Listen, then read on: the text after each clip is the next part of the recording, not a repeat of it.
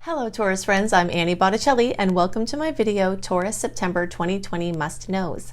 The first must know for this month for Taurus is that we have a sustained sequence in the stars of awesomeness, which makes it great for all signs, but because this sequence is in Earth signs, this gives extra kisses for Taurus placements.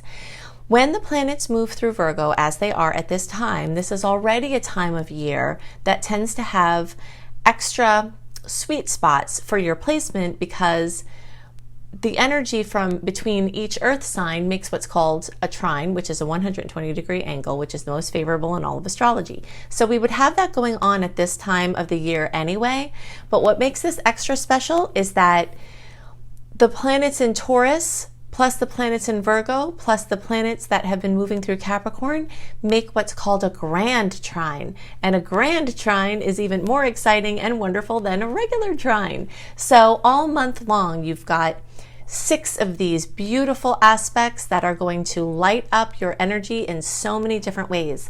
So many things can gel from you from these connections. And they can happen in any area of life. But there are certain areas of life that are increased in chance for these kisses, these manifestations, these magical things coming to fruition. One area happens to be in it's like the international arena. So there are a lot of ways that these things can manifest. Things having to do with immigration, things having to do with moving to a different country, even things having to do with travel, although I'm not sure how that will play out as far as what's going to be going on with COVID-related travel blocks. But I can say that Taurus energy is lit up very beautifully for international connections at this time. So if there is a possible way to have something work out as far as travel or even anything involving international business, online, or just connections with different countries and different cultures, it's beautifully expanded for you. And what also is very special about these connections is that them being in earth signs and them connecting with these outer planets, meaning ones that have more impact in the long term, it tells the story of something gelling now that either has been in process for a while and building up, or something that's set in motion now or that's continued now that can be in effect for long term. So even here amidst Mars retrograde, Mars will be retrograde from September 9th through November 14th, and some things will start to slow down in momentum because of that. But this grand trine can supersede some of those Mars energies, so you might see these things manifest regardless. The things with Mars retrograde that you want to watch is basically just the forcing of things that don't seem to be flowing, but that may not stop the cosmos from bringing something to you that's been pending.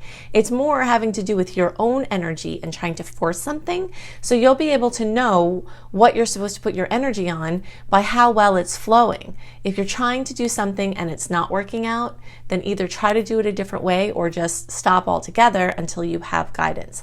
And if you're not completely certain about something and nothing is seeming to gel on its own, it's not the time to push.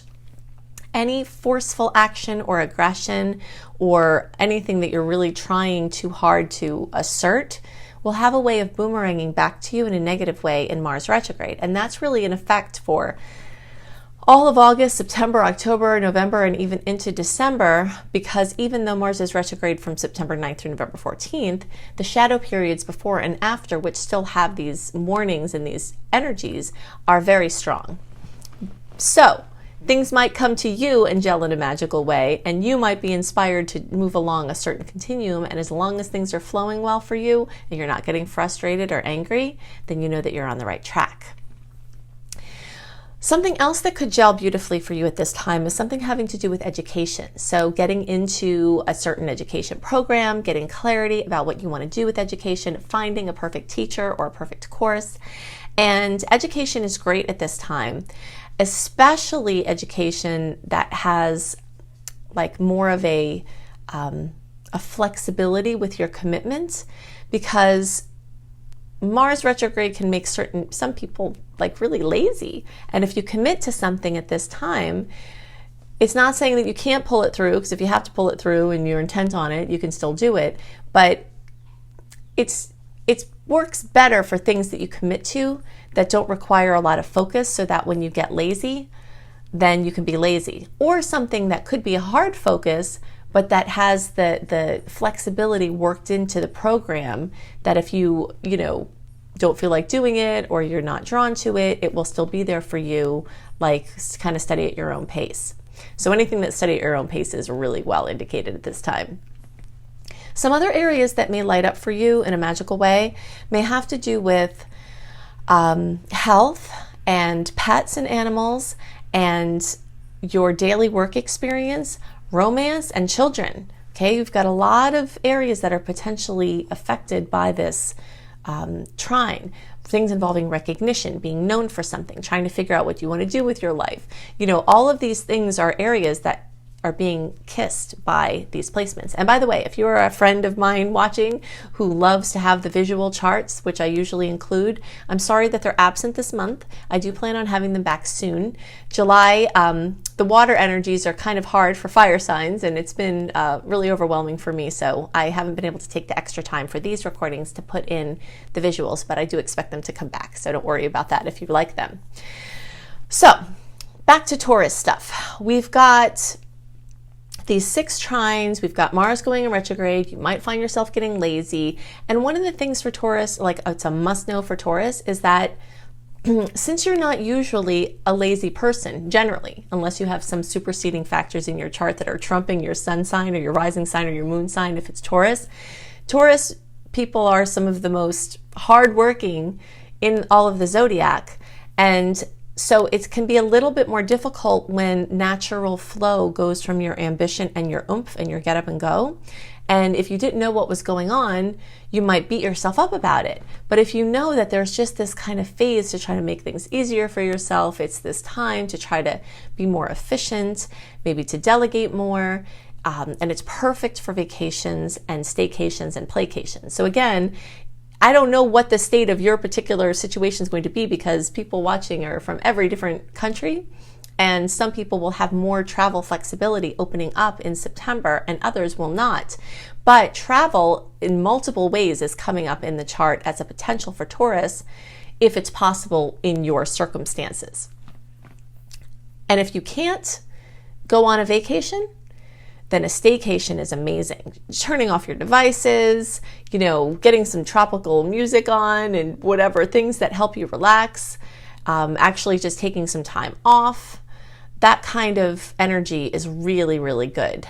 And just avoiding extra obligations, just kind of saying no or not now to certain things that you really don't want to take on unless you're completely certain unless if you're completely certain that they're going to be really good for your business or really good for some of the other things that I've been talking about here, you might have to do a little work in those departments. But in general, just kind of like saying no a little bit to extra projects that aren't necessary at this time.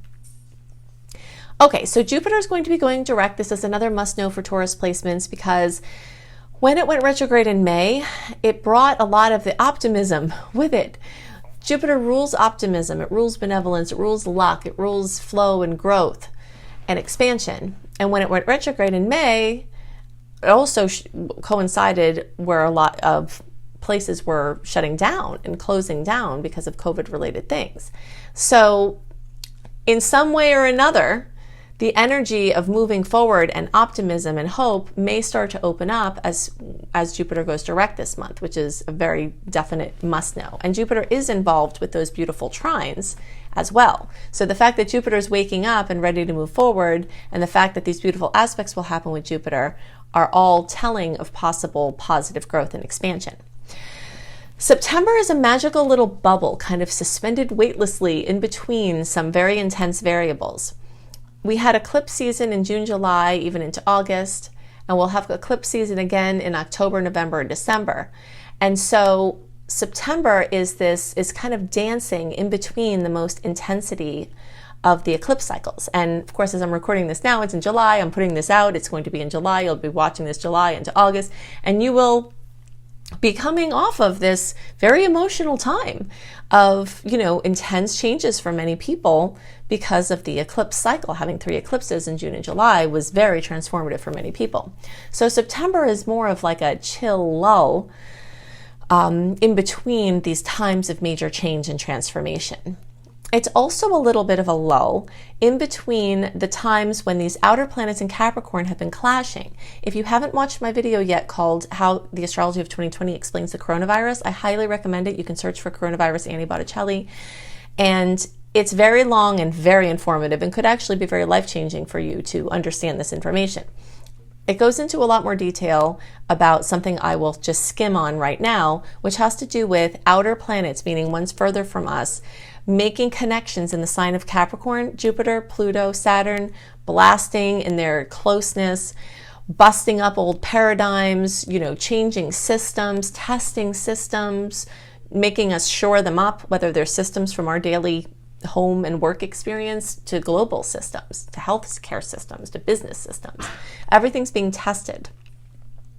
And now with Jupiter and even Saturn is going direct this month, we're again in a lull because October, November, December, the same hot spots as the eclipses, those are also going to be hot spots for these outer planets connecting and bringing final chapters to the stories that had begun starting at the end of December of 2019.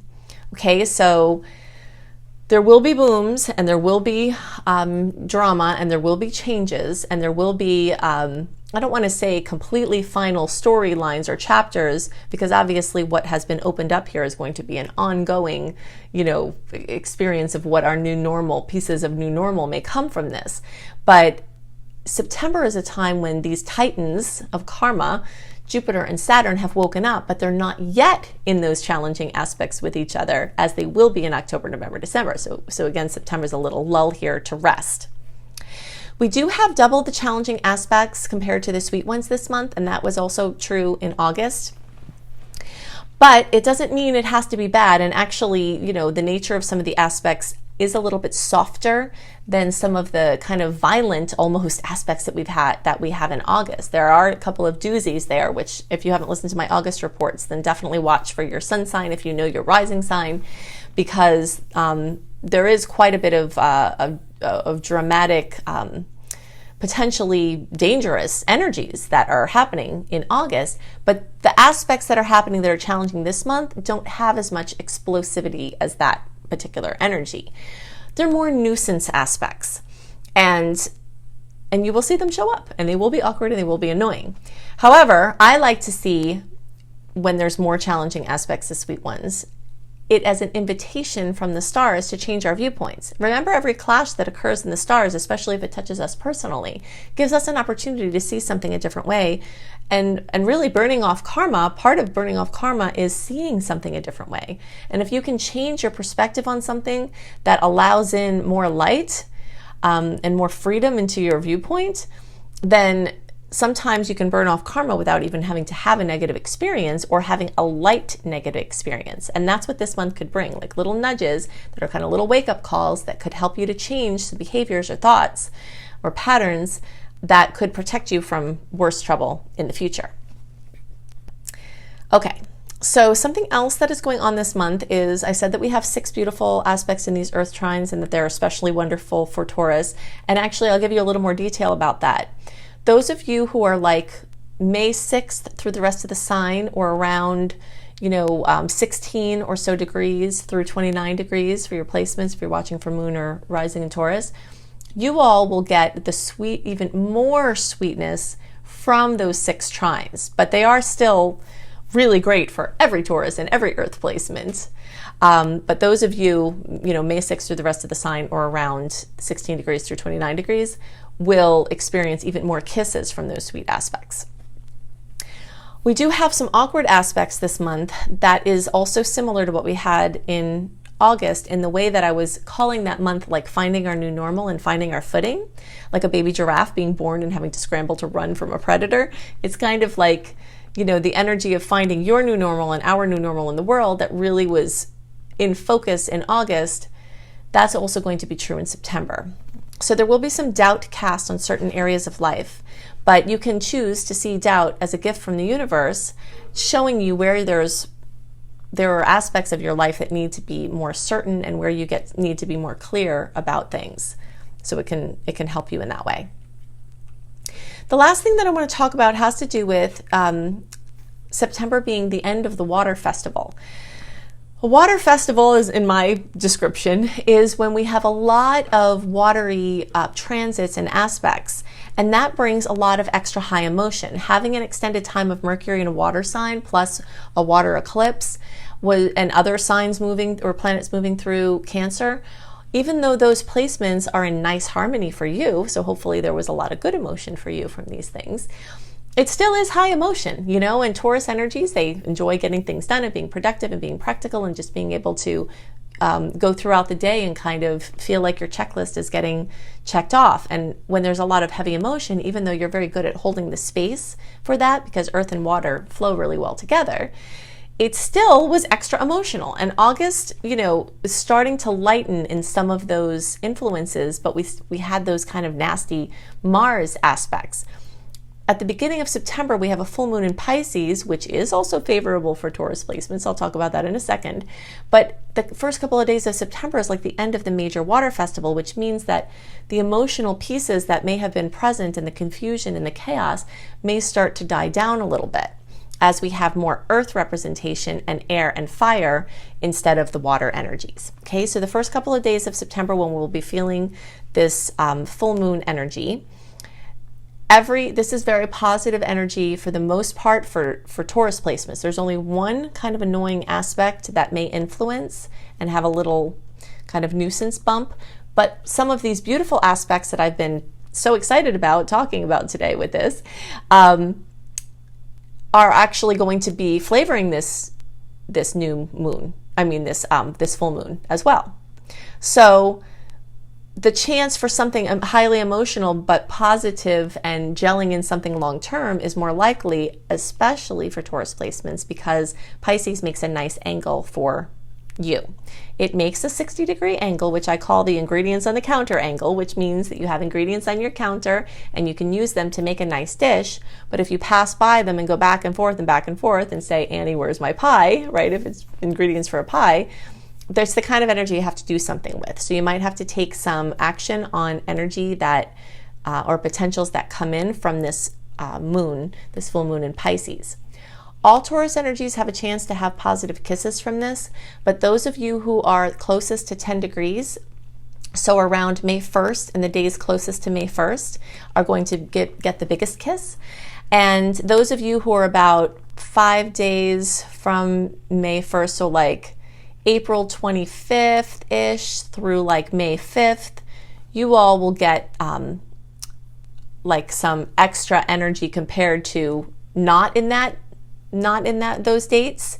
So like 5 to 15 degrees or around April 25th through around May 5th or 6th has even more chance for sweetness. And then those of you closest to May 1st or 10 degrees, even more chances for sweet aspects from this. So I highly recommend you get very well versed on Mars retrograde, because Mars retrograde is a long transit, and you know retrogrades are one of my areas of focus for my work. So if you search for Annie Botticelli Mars retrograde, or if you just click underneath this video where it says more and then there's an arrow, it will reveal notes. And in those notes there are links to that video and to my blog on the Mars retrograde topic, because these energies will be in effect really until the beginning of 2021 in some form or fashion. They will start seriously waning by December, but we still have, you know, from the end of July into December where they're very much flavoring what's going on. If you'd like to have written horoscopes by me that are super simple, much easier and lighter than my very in-depth video reports, you can go to cozybysweetstarlight.com. All the links I'm giving you are in the notes underneath the video as well. And at cozybysweetstarlight.com, I do written horoscopes 1 month early. All of my stuff is early so that you have it for your planning purposes and you know what's coming and you can prepare. It's also just a beautiful site for healthy lifestyle, and you will love it. You'll see what I mean when you get there.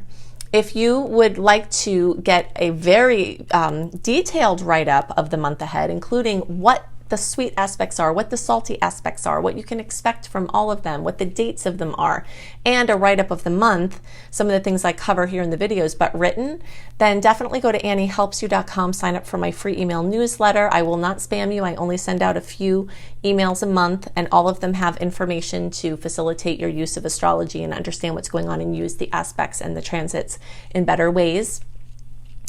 And you also get my 28-day virtual coaching program called Shine, access to that for free when you sign up for my free email newsletter at anniehelpsyou.com. You can check out my free courses, including one called Unleash Your Money Magnet, which used to be a paid course, at my school, Luminous Life Multiversity, at lumelife.com, LUME life.com. You can see my paid courses there as well, including Become a Professional Astrologer Mastery course.